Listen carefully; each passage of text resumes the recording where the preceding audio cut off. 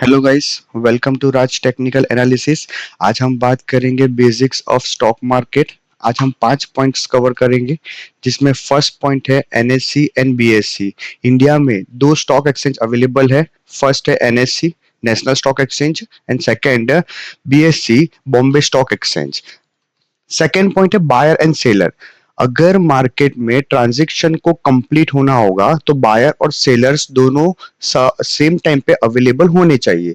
जैसे कि for example आपके पास 100 शेयर्स रिलायंस के पड़े हुए हैं। आपको ये शेयर्स को बेचना है, यानी प्रॉफिट बुकिंग करनी है ये शेयर में। तो सेम टाइम पे सामने 100 बायर्स होना जरूरी है, तब भी आप यहाँ पे ट्रांजेक्शन कंप्लीट कर पाओगे। मतलब मार्केट का एक यूनिवर्सल रूल है, one buyer is equal one seller. जब तक वन बायर के सामने वन सेलर नहीं होगा और वन सेलर के सामने वन बायर अवेलेबल नहीं होगा, मार्केट में ट्रांजेक्शन कंप्लीट नहीं होंगे। इसी की वजह से मार्केट में लिक्विडिटी जनरेट करनी पड़ती है, और लिक्विडिटी के बारे में हम आगे सीखेंगे। एक उससे अलग से टॉपिक बनाऊंगा मैं। ओके। यहाँ पर बायर और सेलर में इतना इंपॉर्टेंट है कि ये एक यूनिवर्सल रूल है, one buyer is equal one seller. जब तक मार्केट में बायर्स के सामने सेलर्स अवेलेबल नहीं होंगे, बायर्स वो पर्टिकुलर शेयर्स में प्रॉफिट बुकिंग नहीं कर सकते। थर्ड पॉइंट है सीडीएसएल। सीडीएसएल क्या, एक सेंट्रल डिपोजिटरी है। मतलब हमारे जो भी स्टॉक रजिस्टर्ड होते हैं वो कहाँ पे रजिस्टर होते हैं, सीडीएसएल में रजिस्टर्ड होते हैं।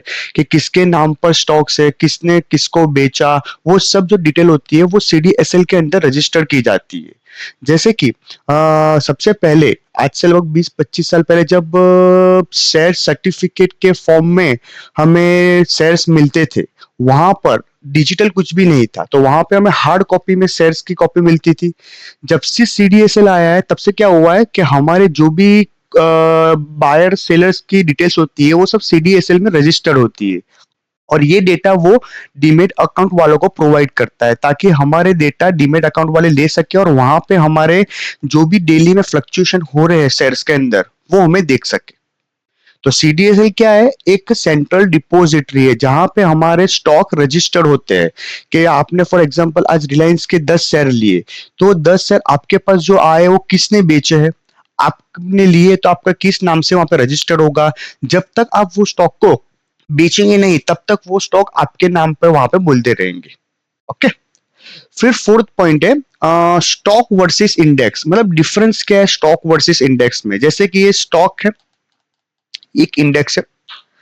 स्टॉक्स में क्या आता है, फॉर एग्जांपल रिलायंस एक स्टॉक हो गया, कोटक स्टॉक हो गया, एचडीएफसी बैंक, इन्फोसिस, वो सब स्टॉक हो गए। इंडेक्स क्या होता है, जैसे निफ्टी, बैंक निफ्टी,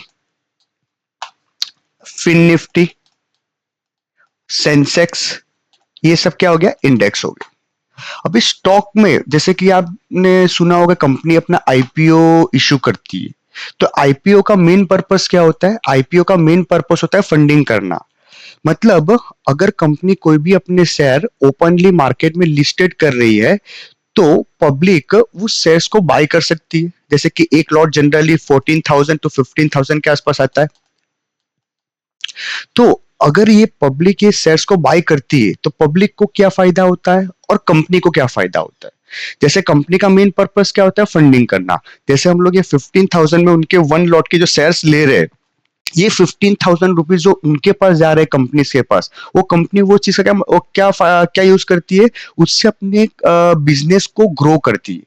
अगर फॉर जो भी पर्टिकुलर कंपनी का हमने शेयर लिया है, वो कंपनी ने वो पैसे अपने बिजनेस ग्रो करने में लगाया, जिससे उसका बिजनेस ग्रो हुआ।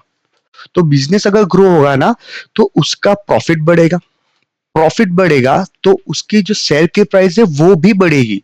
तो शेयर की प्राइस बढ़ने की वजह से इन्वेस्टर को फायदा होता है। तो स्टॉक कैसे काम करता है, स्टॉक कंपनी के परफॉर्मेंस पर काम करता है। अगर कंपनी का performance quarter to quarter increase मतलब बढ़ते जा रहा है, अच्छा हो रहा है, तो वहां पे कंपनी का जो शेयर का प्राइस है वो भी बढ़ते जाएगा। और कंपनी का शेयर का प्राइस बढ़ेगा ना तो इन्वेस्टर को फायदा होगा। ओके। और इंडेक्स, इंडेक्स चलता कैसे, इंडेक्स चलता है फॉर एग्जांपल निफ्टी। निफ्टी कैसे चलता है, निफ्टी चलता है, इसके अंदर जो टॉप 50 स्टॉक रजिस्टर्ड है उसके बेसिस पे निफ्टी चलता है। जैसे कि निफ्टी में टॉप 50 स्टॉक रजिस्टर्ड होते हैं। अब टॉप 50 स्टॉक का मतलब क्या होगा? टॉप 50 कंपनीज इंडिया की, मतलब इंडिया की जो टॉप 50 कंपनीज है वो निफ्टी में रजिस्टर्ड है। वो टॉप 50 कंपनीज जिस हिसाब से मार्केट में चलेगी उसके हिसाब से निफ्टी चलेगा। मतलब निफ्टी को चलाने के लिए क्या काम लगता है? उसके टॉप 50 स्टॉक, जिसका वेटेज ज्यादा होगा वो जिस साइड पे जाएगा निफ्टी भी वो साइड पे जाएगा। सबसे ज्यादा वेटेज निफ्टी में किसका है? रिलायंस का है, 11% के आसपास है। तो वहां से वो, अगर रिलायंस पॉजिटिव रहता है और उसके साथ इंफोसिस, बजाज फाइनेंस वो सब पॉजिटिव रहेंगे तो निफ्टी का व्यू भी जनरली पॉजिटिव रहता है। Okay? तो ये इंडेक्स का हुआ। इंडेक्स में दूसरा बैंक निफ्टी। तो बैंक निफ्टी कैसे चलता है? बैंक निफ्टी चलता है उसके कंपोनेंट्स में। कंपोनेंट्स कौन से हैं? जैसे सबसे हायर वेटेज किसका है? एचडीएफसी बैंक का, second ICICI bank, third SBI, fourth axis, fifth Kotak. ये 5 बैंक मिलके बैंक निफ्टी का इंडेक्स चलाते हैं। इन 5 बैंक का वेटेज कितना है? ऑलमोस्ट 84% वेटेज है। मतलब अगर ये 5 बैंक जिस साइड भी जाएगी, अगर 5 में से 3 भी जिस साइड जाएगी ना वो साइड बैंक निफ्टी का वेटेज, बैंक निफ्टी का मूवमेंट होगा। अगर ये तीनों शेयर, 5 में से कोई भी 3 शेयर अच्छे, एचडीएफसी, आईसीआईसीआई और एसबीआई अगर बुलिश है तो बैंक निफ्टी का व्यू भी जनरली बुलिश होगा। इन सबका मतलब सब में से जो भी निफ्टी है, बैंक निफ्टी है, फिन निफ्टी है, इन सब में से मेन इंडेक्स कौन सा है हमारा? मेन इंडेक्स है हमारा निफ्टी। निफ्टी सभी इंडेक्स को लीड करता है। ओके। और फिर लास्ट पॉइंट, फिफ्थ पॉइंट है पेनी स्टॉक। पेनी स्टॉक का मतलब क्या होता है? जिस स्टॉक की वैल्यू बहुत कम हो, 5 रुपीज, 10 रुपीज, या इन शॉर्ट पॉइंट्स में भी हो सकती है उसकी वैल्यू 0.50 या 1 रुपीज, इसको बोलते हैं पेनी स्टॉक। पेनी स्टॉक में कभी भी इन्वेस्ट नहीं करना चाहिए। क्यों नहीं करना चाहिए उसका रीजन मैं बताता हूं। क्योंकि जनरली पेनी स्टॉक में होता क्या है कि पेनी स्टॉक को क्या किया जाता है? प्रमोटर्स के द्वारा उसको पंप किया जाता है। जैसे जैसे इसकी वैल्यू बढ़ती जाएगी, फॉर एग्जाम्पल ये 1 रुपीज का पेनी स्टॉक है, उसकी वैल्यू 10 रुपए हो गई, तो यहाँ पे क्या होता है? रिटेलर्स को वहां पे एंट्री करने के मौका मिलता है, मतलब कि हाँ ये सर 1 रुपए से 10 रुपए हो चुका है। तो यहाँ पे वो लोग जैसे भी एंट्री करते हैं तो ये लोग जो नीचे से लेके बैठे हैं, प्रमोटर्स जो भी हो, वो अपने प्रॉफिट बुकिंग यहाँ कर देते हैं ताकि उन्होंने जो बाई किया था वही शेयर उन रिटेलर्स को यहाँ पे बेच देते हैं। और फिर धीरे से उसको बाइंग मिलना, देखो कभी भी शेयर ऊपर कब जाएगा? जब उसको नई फ्रेश बाइंग मिलती रहेगी। अगर उसको फ्रेश बाइंग नहीं मिलेगी ना तो ये शेयर धीरे धीरे नीचे आना स्टार्ट कर देगा। तो उससे क्या होगा? वो रिटेलर से जो भी यहाँ पे बाई किया है वो उनका लॉस में कन्वर्ट हो जाएगा। और कई बार ऐसा होता है कि यहाँ पे लिक्विडिटी नहीं होता है। जैसे कि यहाँ पे 10 रुपीज पे किसी ने बाय किया था, वहां से 15 चला गया, अभी उनको ये शेयर को बेचना है, पर सामने बायर्स भी तो अवेलेबल होने चाहिए।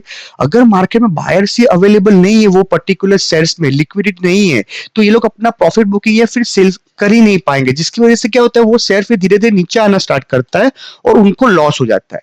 इसीलिए इसको क्या बोलते हैं? पंप करना उस शेयर को, उसके बाद डंप कर देते हैं। तो जनरली मार्केट में हमें पेनी स्टॉक को इन्वेस्ट नहीं करना चाहिए। हमें जो फंडामेंटली स्ट्रॉन्ग स्टॉक है उसको इन्वेस्ट करना चाहिए ताकि हमारा कैपिटल भी सेफ रहे। ओके। ये था पूरा बेसिक्स ऑफ स्टॉक मार्केट। अगर आपको ये वीडियो अच्छा लगा हो तो लाइक कर देना, अगर आपके फ्रेंड्स को भेजना हो तो उसको शेयर कर देना और सब्सक्राइब भी कर लेना। तो मिलते हैं नेक्स्ट वीडियो में।